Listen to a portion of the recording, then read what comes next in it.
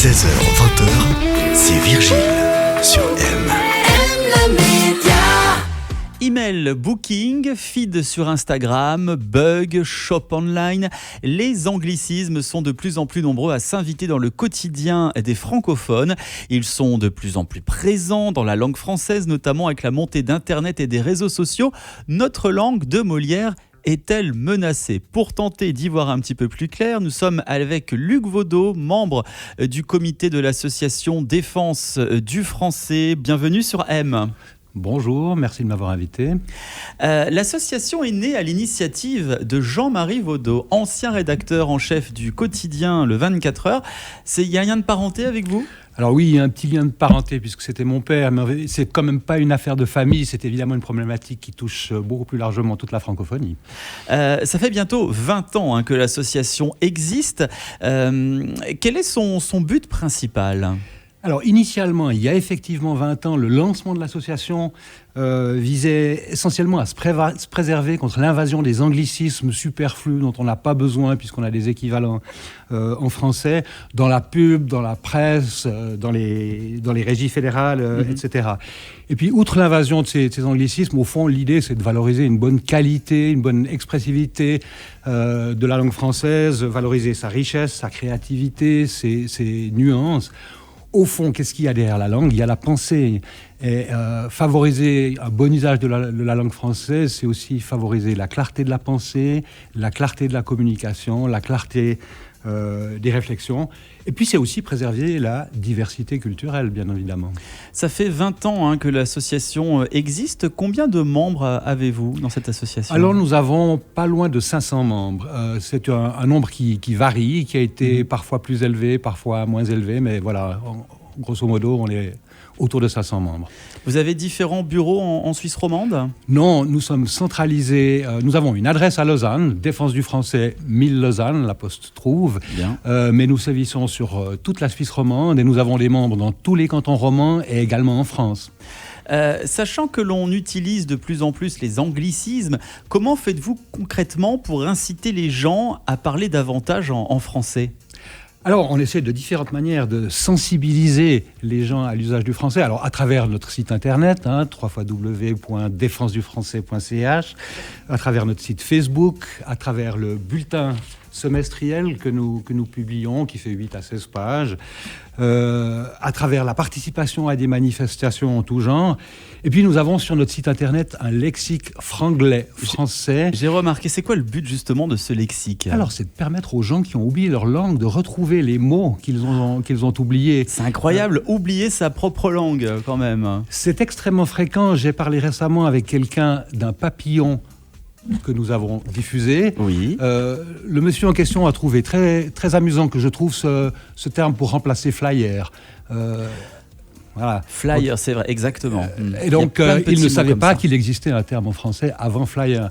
Et on trouve cet exemple, on peut le reproduire à l'infini. Quand je parle avec des chercheurs de l'EPFL qui me parlent des milestones de leur recherche, ils ne savent pas que c'est déjà long. Enfin, les emails aussi. Les emails, courriels, bon, ça c'est assez simple. Comment va évoluer, selon vous, l'utilisation du français dans les prochaines années ? On sait qu'il y a de plus en plus d'anglicismes, ça se multiplie avec le développement d'Internet, des réseaux sociaux.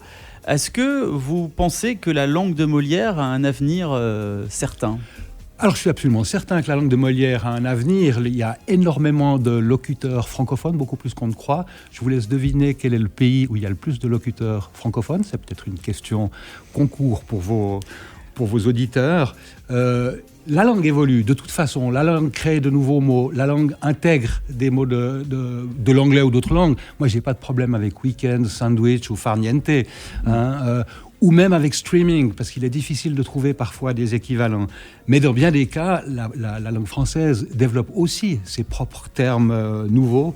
Et il y a des tas d'exemples de néologismes qu'il est possible de créer en français sans aucun problème. Après, c'est la question de l'équilibre entre une omniprésence de l'anglais qui, au fond, nivelle notre culture, et puis des échanges normaux entre les différentes langues. Quelles sont les différentes actions que vous menez peut-être au cours de l'année pour mettre en valeur la langue de Molière ? Alors, toutes sortes de choses. Nous participons à différentes manifestations, comme le Festival du livre à Saint-Pierre-de-Clage, les Estivales du livre à Montreux. Nous étions au marché en marge du livre sur les quais à Morges. Nous écrivons des lettres à des entreprises, à des médias, à des régies fédérales pour les rendre attentifs au mauvais usage de leur langue, parfois pour leur faire marche arrière. Nous avons obtenu, par exemple, de la Poste qu'elle ne nomme plus ses boîtes aux lettres post-mail, mais qu'elles reviennent des boîtes aux lettres. C'est bien accueilli, tous vos réflexes, vos rapports Parfois c'est bien accueilli, parfois c'est plus ou moins bien compris. Dans les médias en général, on trouve une certaine ouverture à ces réflexions-là. Attendez. Mais maintenant à l'antenne, Ouais. c'est beaucoup plus compliqué.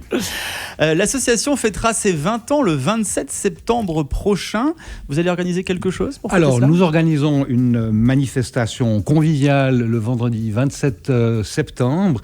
Je ne peux pas encore vous donner les détails d'organisation, mais voilà, chacun y sera bien le bienvenu.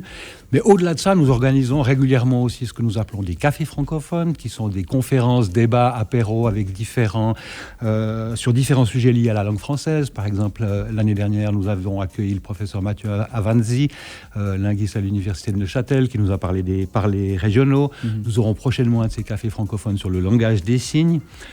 Nous organisons également des excursions dans différents lieux touchés par les questions de francophonie, par exemple les régions bilingues, pour rendre attentifs aux possibilités du bon usage du français plutôt que de s'abattardir avec des termes anglais dont le sens est flou. Depuis de nombreuses années, donc, l'association Défense du français interpelle, attire l'attention des romans pour favoriser l'utilisation de la langue de Molière face à tous ces anglicismes qui se multiplient aujourd'hui. Luc Vaudot, membre du comité de défense du français à Lausanne, bravo pour votre engagement. Merci d'être venu. Merci beaucoup, ça sera très volontiers. À très bientôt. À bientôt, volontiers. Au revoir. M-Media.